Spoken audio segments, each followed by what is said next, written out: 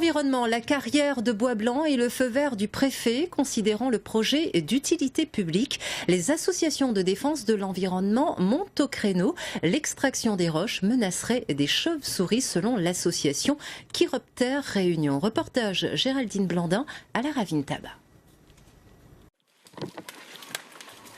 Le chemin n'est pas tracé, il faut le deviner à travers la végétation et marcher de longues minutes pour rejoindre l'un des dortoirs des petits molosses. En journée, ces chauves-souris dorment, cachées, pourtant des traces de leur présence sont bien visibles au sol.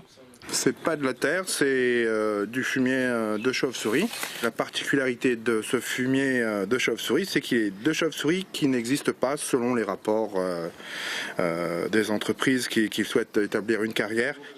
Le projet de la carrière de Bellevue est prévu à cet endroit, près de la Ravine Tabac à Trois-Bassins. Les chauves-souris disparaîtraient si les galets du site sont exploités, tout comme la nature environnante. Spécificité du ficus reflexa, on le retrouve souvent à côté des gîtes de petits molosses. Et comme c'est nourri par le fumier de chauve-souris. À la tombée de la nuit, les premières chauves-souris sortent timidement, même si ce n'est pas la saison. Le spectacle va durer plus d'une demi-heure. Les gîtes sont très répartis tout au long de cette falaise. C'est pas tout le temps le cas.